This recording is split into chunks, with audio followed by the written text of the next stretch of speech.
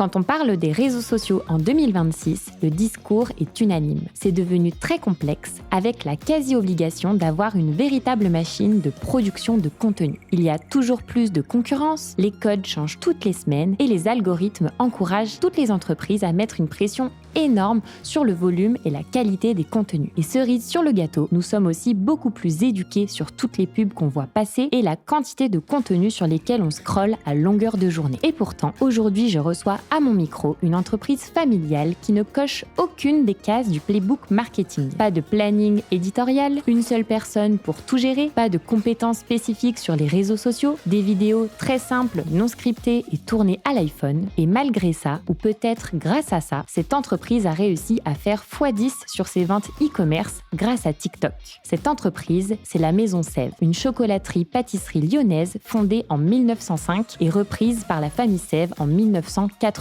Une entreprise familiale, artisanale, avec un savoir-faire centenaire, loin des codes du marketing des startups. Pour en parler, je reçois à mon micro Arthur Sève, qui a grandi dans les ateliers de la maison familiale. Après un parcours en design et en direction artistique à Paris, il rejoint l'entreprise familiale avec une ambition claire: moderniser la maison Sève sans jamais trahir son ADN. Dans cet épisode, on va décortiquer pourquoi il n'y a pas de stratégie marketing au sens classique chez Sève, comment TikTok a changé la trajectoire de l'entreprise en quelques mois seulement et comment l'e-commerce est passé de marginal à un vrai moteur de croissance. Et les impacts de cette croissance sur le business et l'organisation. Cet épisode fait partie de ces idées un peu folles, des pépites qu'on a envie de tester et qui parfois explosent. C'est cette énergie que j'ai envie de vous partager aujourd'hui et j'espère qu'elle sera contagieuse au point de vous donner envie, vous aussi, d'oser de nouvelles actions. Vous êtes prêts ? C'est parti !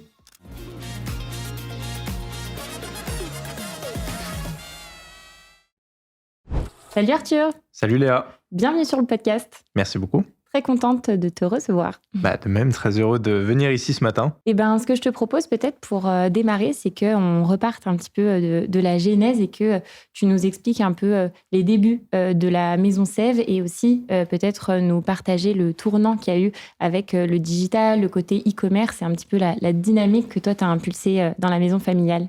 La Maison Sève, c'est à la base une boutique qui a été ouverte à Champagne-Mont-d'Or en 1905, donc ça remonte à 121 ans maintenant. Et les années passant, cette boutique attirait de plus en plus de clients gourmands dans la région de Lyon. Et en 1991, mes parents ont décidé de racheter cette boutique historique et d'essayer de créer quelque chose avec une envergure un petit peu plus importante. Ils ont travaillé pendant une bonne dizaine d'années avant de décider enfin d'ouvrir une deuxième boutique au temple de la gastronomie lyonnaise, donc au Hall de Lyon Paul Bocuse. C'était en 2003-2004 à peu près. Et c'est vraiment à ce moment-là qu'un nouveau tournant s'est fait dans l'histoire de Sève. On a pris une dimension qui était presque plus nationale à ce moment-là. À l'époque, on était vraiment dans un village à côté de Lyon. Personne n'entendait vraiment parler de nous. Et à partir du moment où on s'est implanté dans les Halles de Lyon, là, on a de la presse régionale et nationale qui ont commencé à s'intéresser à nous et on a pu développer petit à petit, ouvrir 2, 3, 4, 5, 6, 7, jusqu'à 8 boutiques aujourd'hui. Et aujourd'hui, on a aussi 2 ateliers de production pour nourrir tout ça, un musée et voilà. Et aujourd'hui, toi, quelle place tu occupes dans l'entreprise ? Je suis arrivé à peu près en 2020, une période vraiment intense avec le Covid. Et l'idée, c'était vraiment de réussir à attirer du monde dans nos boutiques et plus largement sur notre boutique en ligne à une période avec une grande complexité parce qu'on avait énormément de productions qui avaient été réalisées. C'était la période de Pâques, en fait, à ce moment-là, quand le gouvernement a décidé de confiner tout le monde. Et en même temps, d'essayer de moderniser l'image de la Maison Sève, qui était, j'ai pas envie de dire vieillissante, mais qui était peut-être un peu moins dans l'air du temps. Et l'idée, c'était de retravailler tout le design des produits, le design des packaging, et puis de manière générale, tout l'esthétisme de la maison, tout ce qu'on peut voir. Et j'allais dire, en plus, c'est un peu ce qu'on a en tête, justement, quand on imagine des entreprises artisanales, familiales, un peu ce côté à l'ancienne, et du coup, avec besoin un petit peu de modernité. Et moi, ce que j'ai en tête aussi, et c'est pour ça que ça m'intéresse que tu puisses nous partager ton retour d'expérience, c'est que quand tu arrives dans ce contexte-là, le potentiel est énorme et il y a beaucoup de choses à faire, mais sur le comment on le fait, ça peut tout de suite être beaucoup plus difficile à mettre en œuvre parce que tu as des routines, des habitudes qui sont déjà en place. J'imagine que quand toi, tu arrives et que tu veux développer la partie e-commerce, ça bouscule aussi peut-être pas mal de process et de choses. Est-ce que toi, si tu te replonges à ce moment-là, tu peux nous refaire un petit peu le fil de l'histoire? Oui, tout à fait. En fait, quand j'arrive en 2020, ce qu'il faut bien avoir en tête, c'est que c'est le Covid, c'est le confinement. Il n'y a aucune boutique d'ouverte. On a juste cette petite boutique en ligne qui fait un chiffre d'affaires qui est assez ridicule pour nous aujourd'hui. C'est 60 000 € à peu près à l'année. Donc, c'est vraiment très, très peu. Et en même temps, on a, comme je disais juste avant, une grosse partie de la production de packs qui est réalisée. On n'a donc quasiment aucun moyen de l'écouler à part cette boutique en ligne. Et on essaye de réfléchir à des solutions pour essayer de sauver les meubles. Parce que si cette situation de confinement et de fermeture des boutiques dure, à ce moment-là, on ne sait pas combien de temps ça va durer. C'est peut-être le travail d'une vie pour mes parents et même de centaines d'années pour les personnes qui les ont précédés, qui va finir, entre guillemets, à la poubelle. Donc, il faut essayer de rebondir vite, sans moyens, parce qu'en plus, on n'a pas de sous à ce moment-là. La trésorerie est au plus bas, parce qu'on doit payer nos salariés, on doit payer des fournisseurs, mais on n'a aucune rentrée d'argent. Donc, ce qu'on se dit à ce moment-là, c'est comment faire. Et on n'a que la boutique en ligne, donc on va essayer de dynamiser cette boutique en ligne, qui était vraiment très, très moche en plus, pas du tout ergonomique pour les clients, enfin vraiment, elle n'avait rien pour elle, mais on n'avait que ça. Donc ce qu'on décide à ce moment-là de faire, c'est de montrer en fait les coulisses de nos ateliers. Et donc je vais dans les ateliers et je filme en fait mon quotidien, le quotidien de mon père et le quotidien de quelques chefs qui sont encore présents à ce moment-là dans les ateliers pour faire des petites finitions, essayer de nettoyer un peu les ateliers, enfin du coup moins s'occuper en attendant que un sursaut du gouvernement décide de rouvrir tout ça.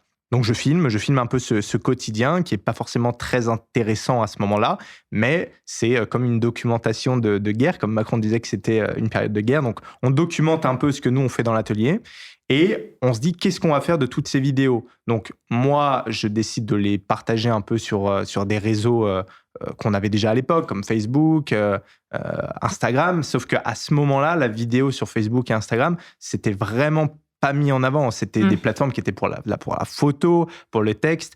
Et on voit dans l'actualité, dans les médias, que beaucoup parlent d'un nouveau réseau qui s'appelle TikTok. Donc je me suis dit, je vais pas mourir bête, on va aller voir ce qui se passe là-bas. Et je vais publier là où les vidéos que je faisais à ce moment-là, qui étaient vraiment très nulles, parce que j'avais jamais fait de vidéo de ma vie. Mais on va les publier et on va voir si ça peut nous attirer même 3, 4, 5 clients, bah, ça sera mieux que rien. Donc, on publie et on voit que la première vidéo monte 1000, 2000, 3000 et je crois qu'elle atteint à peu près 10 000 vues. Donc, c'était énorme pour nous à l'époque, qui avions une présence sur les réseaux sociaux qui était infime. Et c'est là qu'on s'est dit, on va continuer à faire des vidéos tous les jours, avec intensité. Et même si ça nous attire une centaine de clients, bah, ça sera mieux que rien. On a continué et on faisait environ 3 vidéos par jour à peu près à ce moment-là. Et j'ai gardé du coup cette fréquence de vidéos pendant à peu près une année entière. À faire 3 vidéos par jour. Alors, c'était des vidéos très simples, sans montage, sans voix off. À l'époque, c'est vraiment avec les musiques un peu tendance du moment, que je reprenais des petites danses qu'on entendait à droite à gauche. Mais ça a pris et au bout de quelques mois, on avait déjà 100 000 abonnés. On est assez vite monté à 200 000 et c'est là la genèse de la présence sur TikTok. Et du coup, tu me fais la transition parfaite justement avec les débuts sur TikTok parce que tu vois, tu as ce côté du coup où tu commences à publier, tu vois les vues qui montent, les abonnés aussi. Et à quel moment est-ce que tu vois une traction sur ce site e-commerce du coup que vous avez à ce moment-là? Est-ce qu'à ce moment-là aussi, vous l'avez fait évoluer ou pas encore? Parce que tu peux avoir aussi un peu cette différence entre on a de la visibilité du coup sur les réseaux sociaux et derrière, les gens achètent sur le site e-commerce. Est-ce que toi, tu vois que ce pont se fait en fait assez facilement? Est-ce que ça prend plus de temps? Avoir un peu ton retour là-dessus. Mais le pont se fait rapidement et pas rapidement en même temps. ce qu'il faut bien comprendre, c'est qu'à ce moment-là, on a une boutique en ligne, comme j'ai déjà dit, qui est très vieillissante, qui ne donne pas envie tout simplement d'acheter. Et donc, on arrive à avoir du monde grâce aux vidéos TikTok. Comme ce que je disais juste avant, c'était des dizaines, voire une petite centaine de personnes qui passaient commande.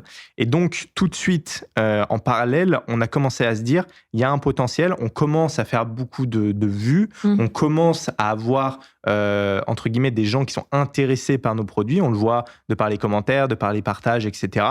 Et par un engouement aussi qui se fait naturellement parce que les médias parlent de ce qui se passe sur TikTok à ce moment-là. Et donc, nous, on est contactés par des médias qui sont intéressés par un artisan pâtissier chocolatier qui est le premier, en fait, à s'installer sur cette plateforme. À l'époque, il n'y avait pas d'artisan. Il y avait même presque aucune marque qui était sur TikTok. Et nous, on était dans les premiers. Et donc, on commence à avoir aussi des pages dans des journaux locaux et puis même nationaux qui commencent un peu à parler de cette implantation. Donc, toutes ces choses mises bout à bout, on commence à se dire, il faut vraiment qu'on crée un site e-commerce qui soit plus qualitatif, qui puisse attirer plus de personnes et convertir aussi plus de personnes.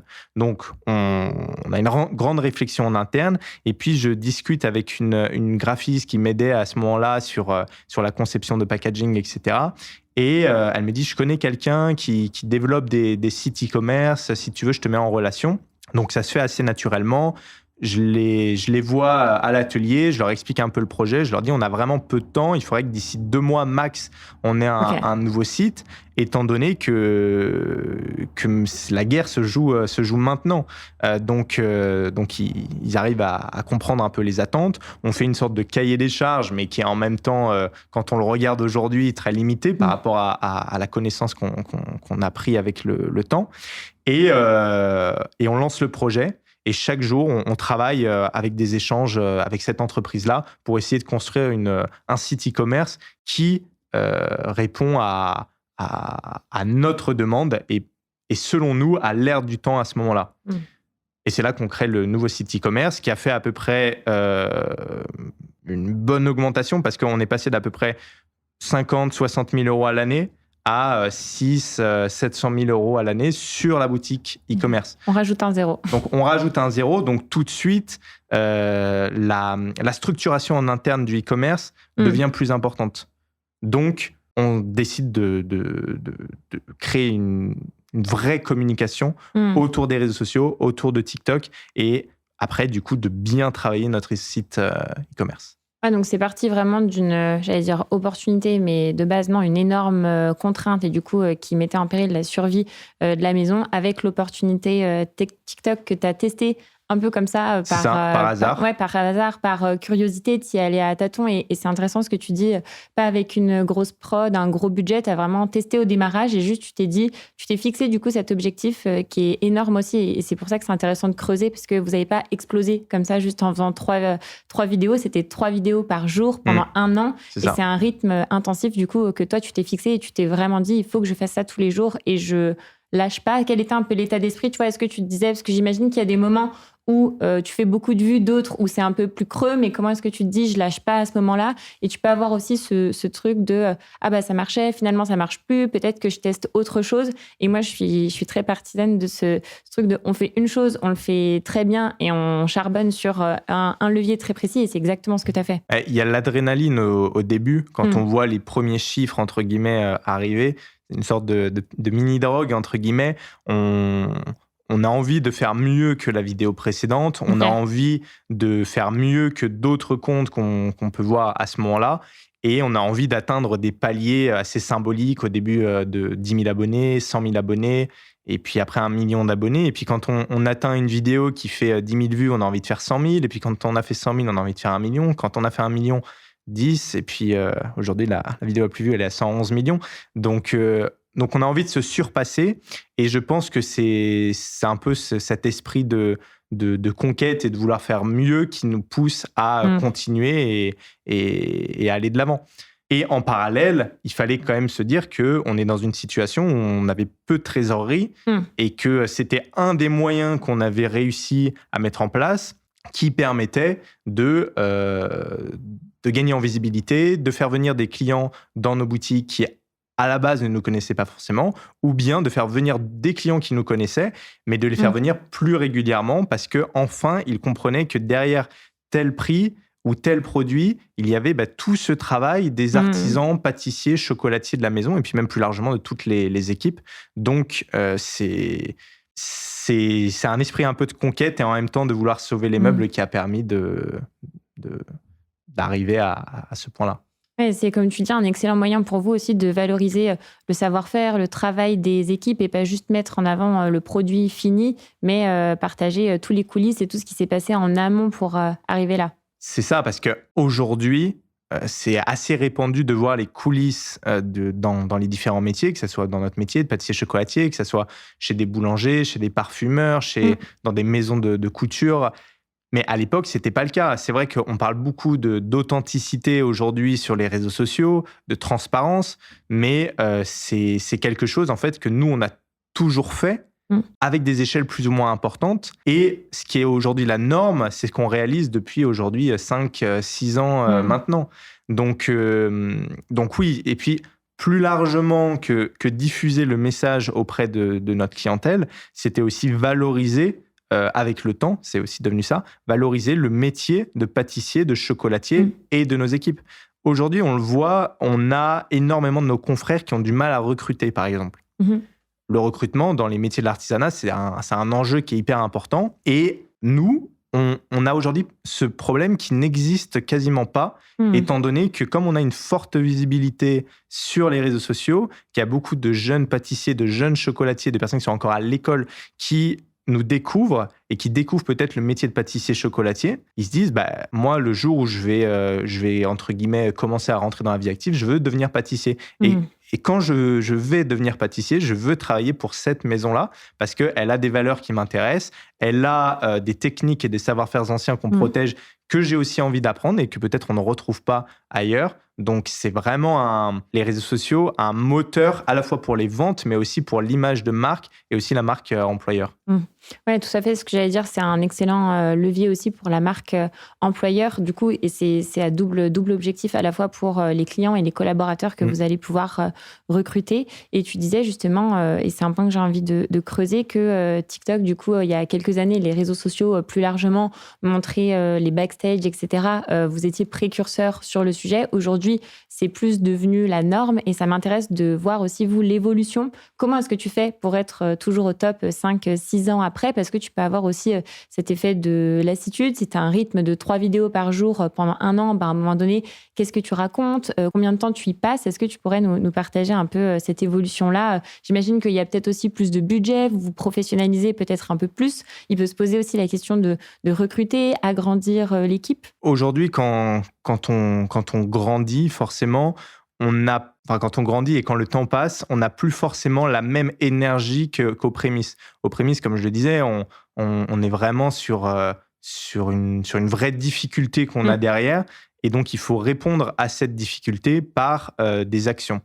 Et donc, ça nous pousse. Avec le temps, on n'avait plus cette difficulté en termes de trésorerie parce que la sortie du Covid a fait que les boutiques ont rouvert. En plus de ça, on a attiré énormément de nouveaux clients. Donc, on a pu s'organiser d'une manière un peu plus professionnelle. Et on a perdu un petit peu de motivation à la sortie du Covid. Et j'ai envie de dire 1 an après, on n'avait plus cette énergie pour faire 3 vidéos par jour, parce que c'est énormément de travail de faire 3 vidéos par jour. Et en même temps, l'ensemble des formats sur les plateformes évoluait. On est au tout début de TikTok, c'était des formats de 5, 10, 15 secondes qu'il fallait faire pour vraiment cartonner. Et puis ensuite, la monétisation est arrivée sur TikTok. Donc, il fallait faire des formats qui étaient plutôt autour de 1 minute pour pouvoir être entre guillemets bien pris en compte par l'algorithme. Donc, on a dû complètement réorganiser les formats et faire une vidéo d'1 minute, c'est beaucoup plus de travail que faire 3 vidéos en fait de 10 ou 20 secondes. Et en plus de ça, on a dû apporter la voix off aux vidéos. On a dû apporter aussi du montage. Donc, c'est un travail supplémentaire. Donc, même si c'était 1 vidéo par jour, c'était beaucoup plus de travail que 3 vidéos par jour. Donc, on est allé dans dans cette nouvelle mouvance, entre guillemets, que TikTok imposait. Heureusement pour nous, on a trouvé un format qui a plu assez rapidement, mais comme tu le disais aussi, il faut se renouveler. Alors, on s'est renouvelé par le format, mais au bout d'un moment, les produits qu'on propose, nous, on a un métier avec beaucoup de marronniers. On a Noël avec les bûches, on a la galette des rois, on a les bugnes, on a Pâques, on a Saint-Valentin, on a énormément de marronniers qui reviennent toutes les années, et donc de produits qui reviennent toutes les années, même si on a des créations de recettes, finalement, au jour le jour, on fait quand même beaucoup la même chose. C'est beaucoup les mêmes gestes, c'est beaucoup de la répétition.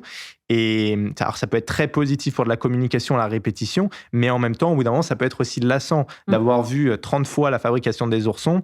Bon, il y a des moments, des clients qui me disent, bon, cette vidéo, on l'a vue, on l'a revue et on l'a revue. Au bout d'un moment, il faudrait changer un peu de votre disque. Et ils ont raison, mais en même temps, nous, c'est ce qu'on fait au quotidien dans l'atelier.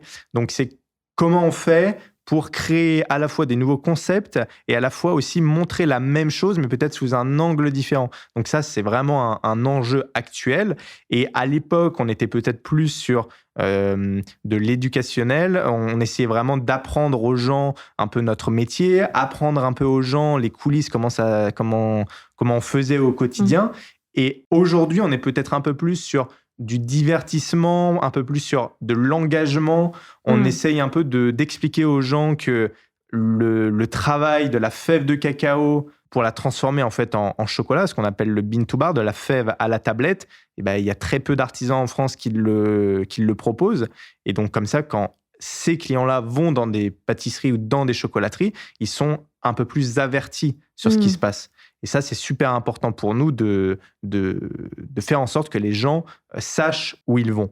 Et après, je parlais de la partie un peu plus divertissement. Aujourd'hui, on s'amuse un petit peu plus. On est rentré dans une nouvelle phase. On essaie de chercher de nouveau un nouveau concept qui pourrait cartonner. Et donc là, on est en train de tâtonner. On fait un peu moins de vues qu'avant, mais on essaie de trouver quelque chose qui peut vraiment plaire à notre audience. Et aujourd'hui, combien de temps est-ce que ça te prend de produire une vidéo ? On a été malin, entre guillemets. Aujourd'hui, c'est vrai qu'on fait... Quand on crée une vidéo, il y a différentes phases. Il y a la phase, au début, on doit filmer des rushs. Donc, c'est des courtes séquences de 5, 10, 20 secondes autour d'une action, d'un geste.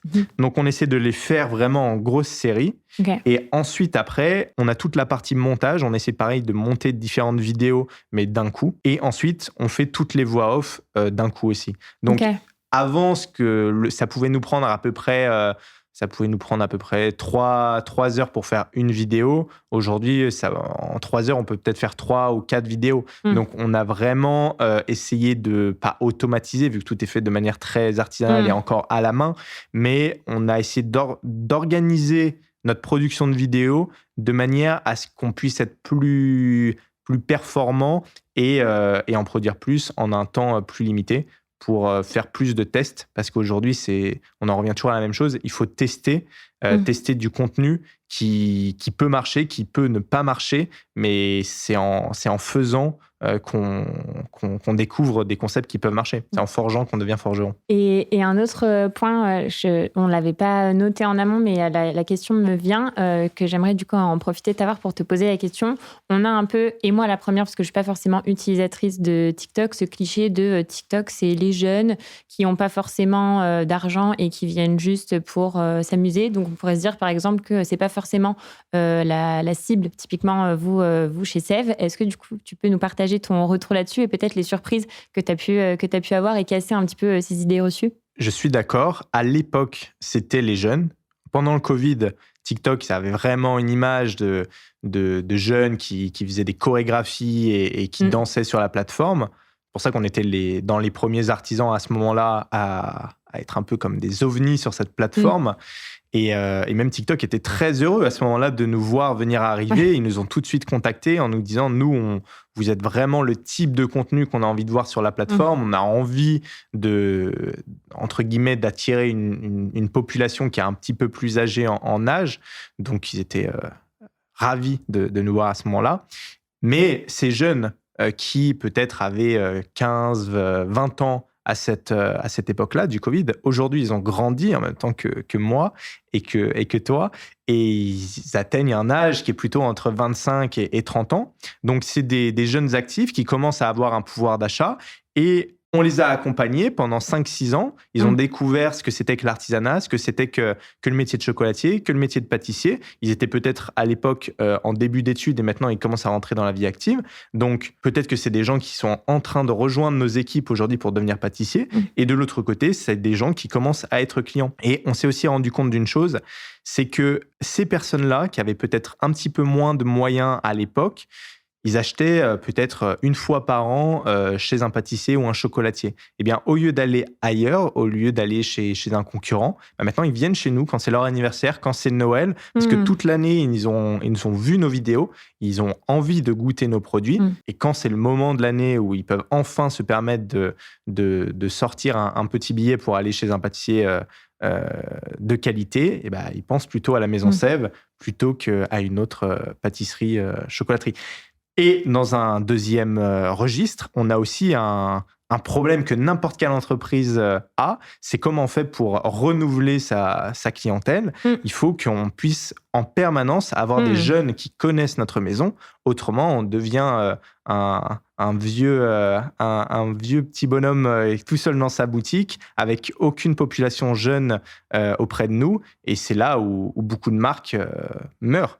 Et comme nous, on n'a pas envie de mourir, on a envie d'être éternel, et ben on fait tout pour avoir des gens jeunes et dynamiques dans notre clientèle, en plus de notre clientèle historique. C'est super intéressant, et en effet, je pense que c'est un enjeu aussi pour faire le lien entre ce que vous faites sur les réseaux sociaux, la partie e-commerce, et les boutiques physiques aussi, un enjeu pour beaucoup de commerçants de comment est-ce que tu fais pour faire venir de nouvelles personnes, et aussi une nouvelle clientèle qui va rester fidèle, et du coup sur les prochaines années. Et ce moment, et je suis cliente Sève, donc je peux en témoigner, ce moment aussi de célébration, en effet, que ce soit les fêtes de fin d'année, la galette, tout ça fait le lien avec les marronniers que vous avez aussi, qui est que on sait déjà qu'au moment clé de l'année, quand est-ce qu'on va pouvoir y aller, en plus peut-être d'avoir une consommation régulière, mais c'est ce qui fait que vous êtes dans l'esprit des consommateurs pour les moments importants où ils vont vouloir se rendre dans une chocolaterie, une pâtisserie. On marque les esprits de nos clients. L'idée, c'est vraiment qu'au moment clé de l'année, tu le disais, les marronniers, ils pensent à nous. Et ce qui est hyper intéressant aussi, c'est que comme ces clients jeunes, pour une partie d'entre eux, ont grandi avec nos vidéos, on est un peu devenu pour eux une Madeleine de Proust. On a certains de nos produits, peut-être la galette des rois, ils l'ont vu en vidéo depuis qu'ils ont 10, 15 ans, et ils l'ont goûté quand ils avaient peut-être 15, 16, 17 ans. Ils l'ont adoré, et dans quelques années, ce produit, ça va devenir leur référentiel de leur Madeleine de Proust, le produit vraiment qui va leur rappeler leur enfance, leur adolescence, et ils auront vraiment envie d'y revenir chaque année. Donc, c'est hyper agréable de savoir qu'on va peut-être, pour certains, je l'espère, devenir une Madeleine de Proust. Et tu me fais une très bonne transition, parce que je voulais justement parler de la galette, parce que j'ai le sentiment, et tu vas pouvoir nous partager les coulisses, qu'il y a eu vraiment... Alors, je ne sais pas si c'est moi, et c'est marrant parce que du coup, c'est vraiment lié à mon expérience personnelle. Moi, la galette Sève, pour moi, elle est iconique, et c'est la première année que je l'ai goûtée. Mais ça fait plusieurs années que j'en entends parler. Et cette année, c'est moi qui ai fait le relais, qui l'ai goûté, qui l'ai fait goûter à tout mon entourage. Et je sais que l'année prochaine, c'est eux qui vont en acheter. Et ce qui m'a fait acheter la galette, c'est vraiment toute la communication que j'ai vue autour. Je pense que pendant 3 semaines, j'ai entendu parler que de votre galette, et la galette de Sève, la meilleure galette du monde. Et du coup, je me suis dit, moi, j'adore les galettes, je suis gourmande, il faut absolument que je la goûte. Et j'ai vraiment ressenti, je pense, le côté expérience client, de dire, je suis lyonnaise, comment est-ce que j'ai pu passer à côté ?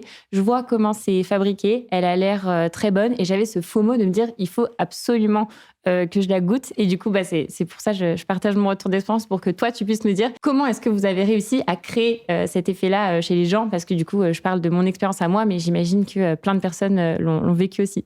C'est qu'on a bien travaillé. Tout à fait. C'est un travail qui se fait tout au long de l'année. Souvent, on prend l'exemple de Noël, mais la galette des rois, c'est exactement la même chose. On nous demande quand est-ce que vous commencez à faire les créations, à travailler sur vos collections de Noël. En fait, c'est toute l'année qu'on pense à Noël et c'est aussi toute l'année qu'on pense aux galettes des rois parce que, bien sûr, il y a la production qui est une partie clé du produit, forcément, mais il y a aussi derrière toute la communication, toute l'organisation, toute la logistique autour du produit parce que faire des ventes, c'est bien. Avoir un bon produit, c'est bien. Mais si derrière, on n'a pas la logistique et l'organisation qui suit, et ben, au final, c'est toute une partie de la clientèle qui va être déçue. Donc, on réfléchit à ça toute l'année. On commence à peu près au début du mois de mai, même un peu en amont, à essayer d'imaginer la collection des fèves, parce que les fèves, ça va pas se fabriquer du jour au lendemain, et nous, il faut qu'on les ait en amont pour ensuite faire notre production. Il faut aussi qu'on puisse faire toutes nos photos pour créer nos communiqués de presse, et en général, il faut qu'au mois de septembre, on ait fini tous les communiqués de presse, que ça soit envoyé à la presse, étant donné que les bouclages de novembre, décembre et janvier se font souvent en octobre dans la presse écrite. Donc, c'est un travail qui se fait très en amont. En parallèle de ça, on a un lancement presse qu'on organise chaque année, à peu près au mois d'octobre. Même certaines années, on en faisait 2. On en faisait un en région lyonnaise, souvent dans nos ateliers ou dans nos boutiques. Et par le passé, on a fait aussi des lancements presse directement sur Paris pour pouvoir aussi toucher la presse nationale. Donc, il y a tout ce travail-là. Et après, il y a tout le travail de communication qui serait plutôt liée aux réseaux sociaux.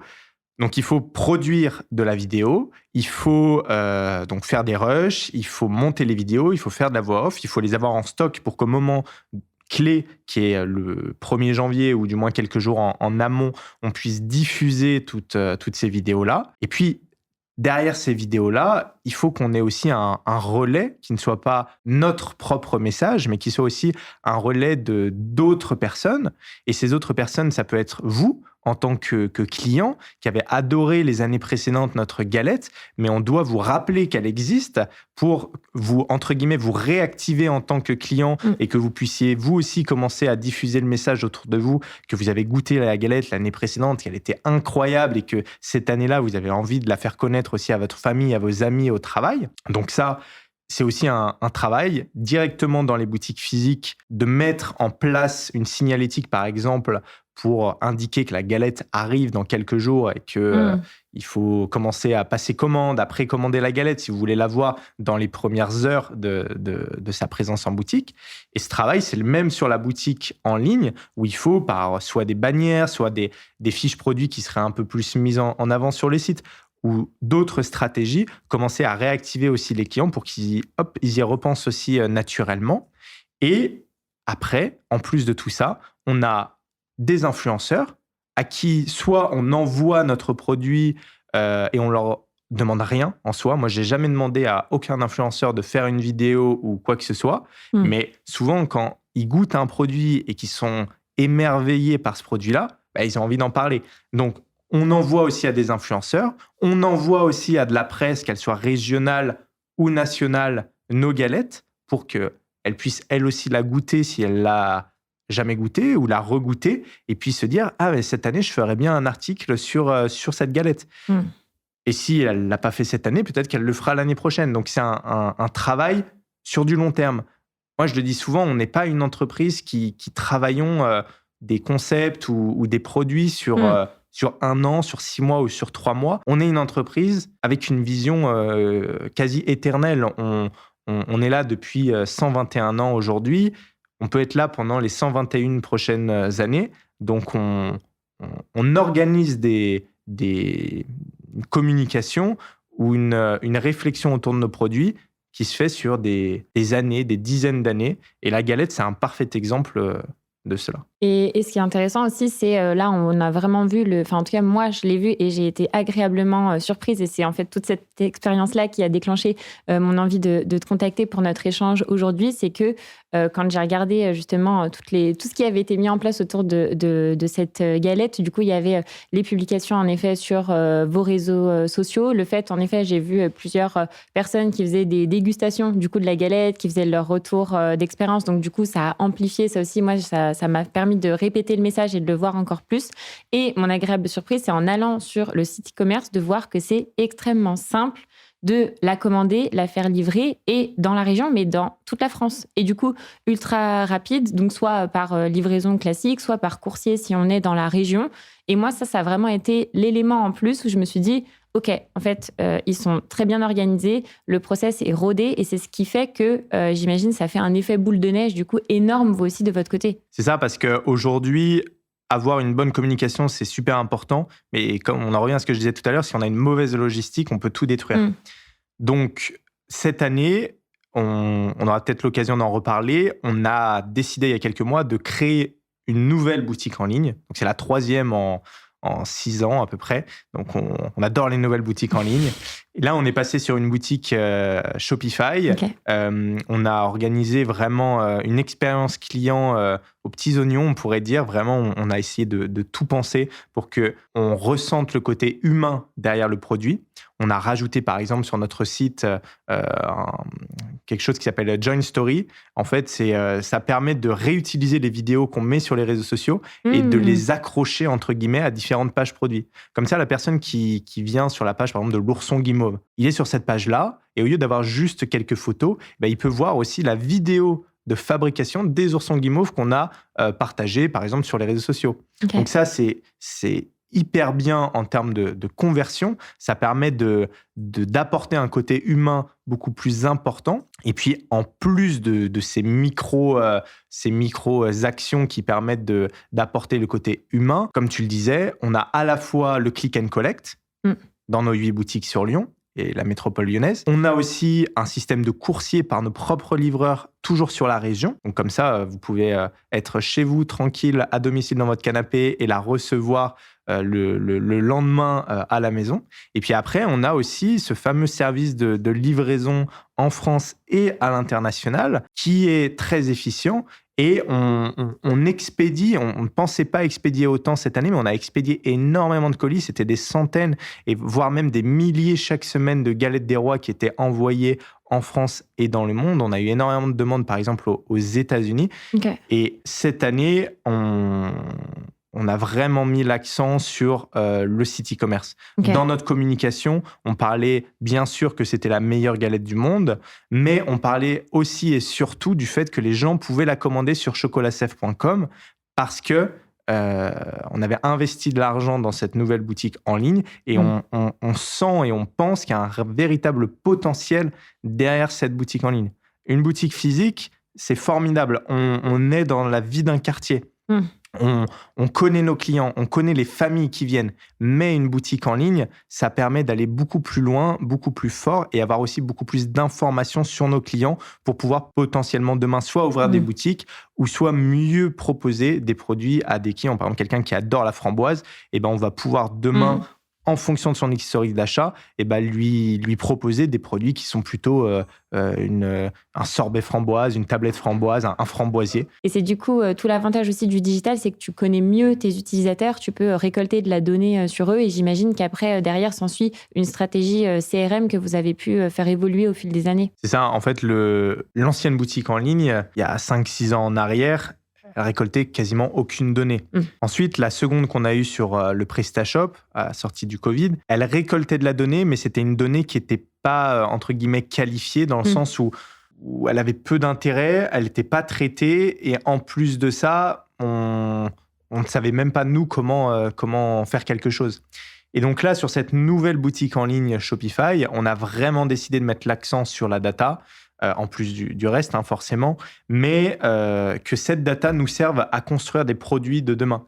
On a l'exemple tout bête, mais à la fin d'un achat, on a une première question sur comment est-ce que vous nous avez connus. Donc ça nous permet ensuite de savoir que, OK, on a 30% des gens qui viennent grâce aux réseaux sociaux, on a 20% grâce à la radio.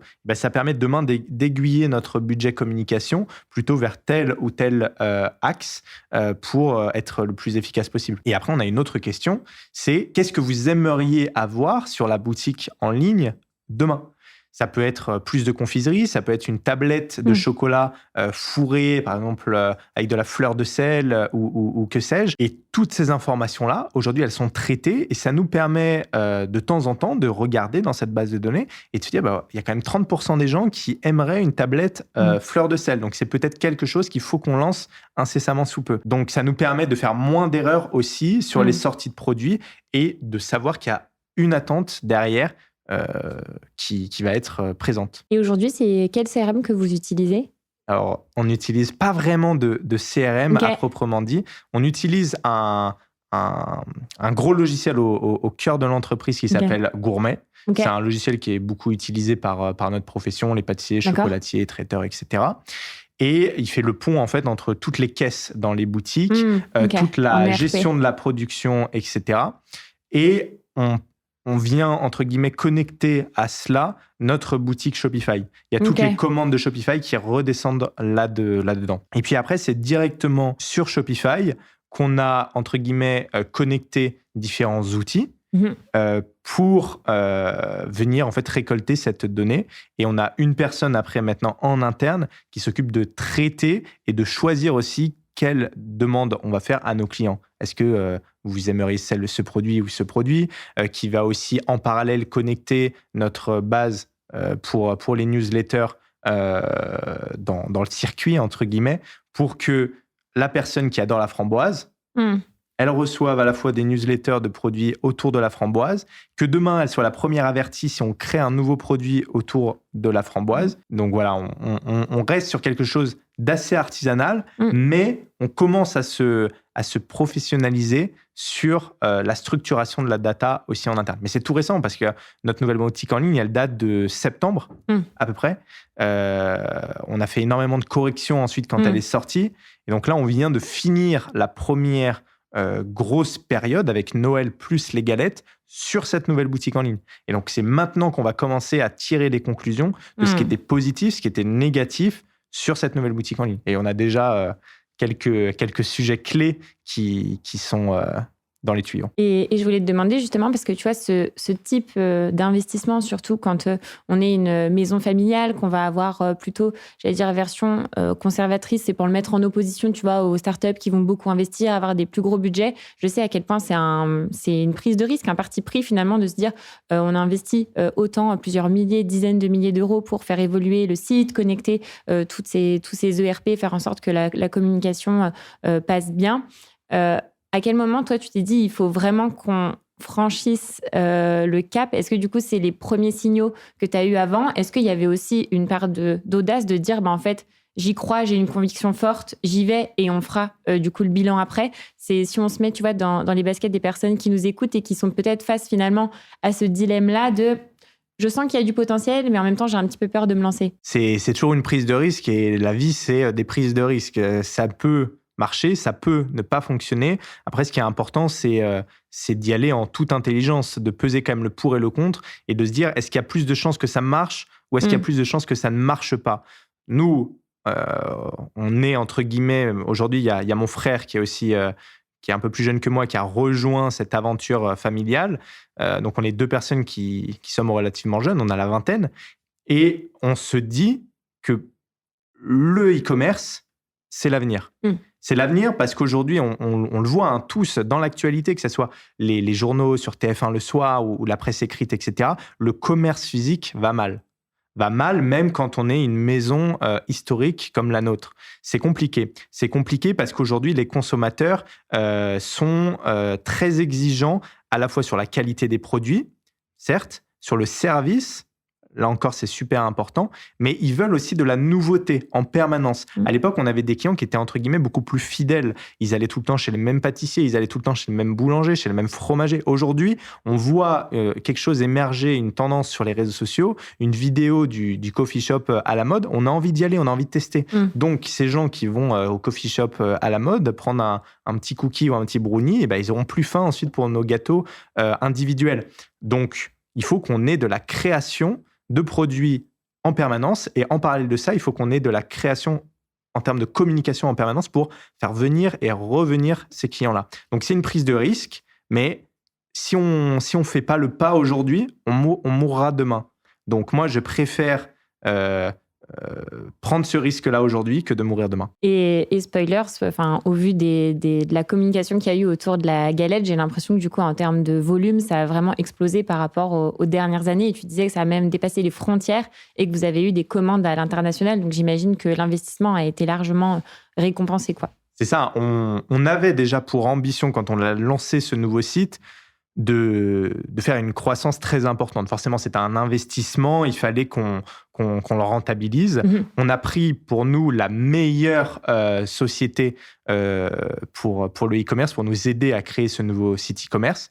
Donc, c'est une société qui s'appelle Joli Commerce, qui est très performante. C'est une société qui a été fondée par un Français, mais la société, c'est une société internationale. Ils cartonnent aujourd'hui. Ils ont des sociétés qui font des millions et des millions chaque mois. Donc, on a voulu aller voir les meilleurs pour que nous, on puisse devenir aussi les meilleurs. L'objectif pour nous, c'était de devenir l'acteur de référence en France sur la partie chocolat, confiserie et pâtisserie et le cadeau. Aujourd'hui, on essaie de le devenir. C'est notre objectif. Là, sur cette année et sur l'année prochaine, c'est le premier objectif. Donc, on s'est donné une deadline qui est assez courte, d'à peu près 2 ans, pour devenir numéro 1 sur la partie française. Ensuite, on a un deuxième objectif, c'est de devenir numéro 1 sur la partie européenne.